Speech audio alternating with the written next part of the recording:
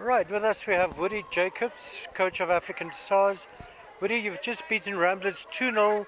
How was the game for you? Well, I think it was a good game. I think our guys controlled the game, but I also think Ramblers gave us a good run for our money, and we really needed to dig deep to get this victory today.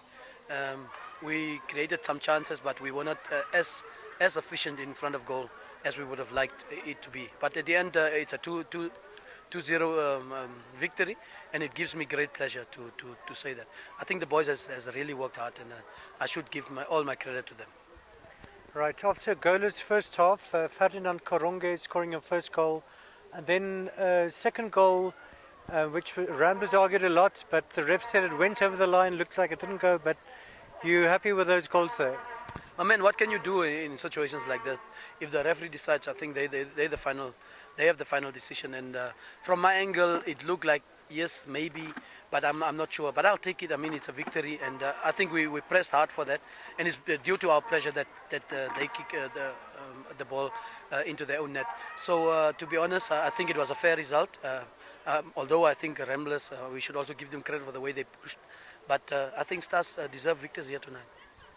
Right, Woody, you on 36 points now, 3 behind Black Africa. How are you feeling about that? Well, I said to you always that African Stars gonna keep on fighting, and that's what we're trying to do.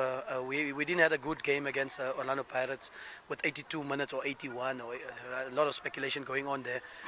We didn't. I think on the night Pirates were the better team, but the match is not finished, and we need to complete that. But I think the boys responded well after that dismal performance.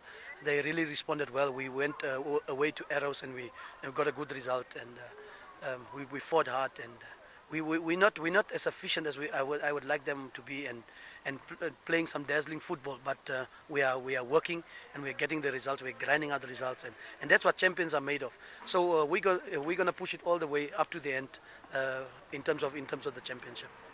As you mentioned, that unfinished game against Pirates, about 8 minutes to go, but a 2-0 deficit, that's probably too big to turn around. Well, with the ruling of the NPL, I mean, I've been in football for quite some time, and this is a first for me. And if we look at other leagues and they do that, in our league it has never been done. And it seems that if football played on the farm is much better organized than football played in town, and organized football like this, because even in town when the light is not sufficient and visibility is a problem, normally people tend to play that matches over. I think this is not just the first for African Stars and for Pirates.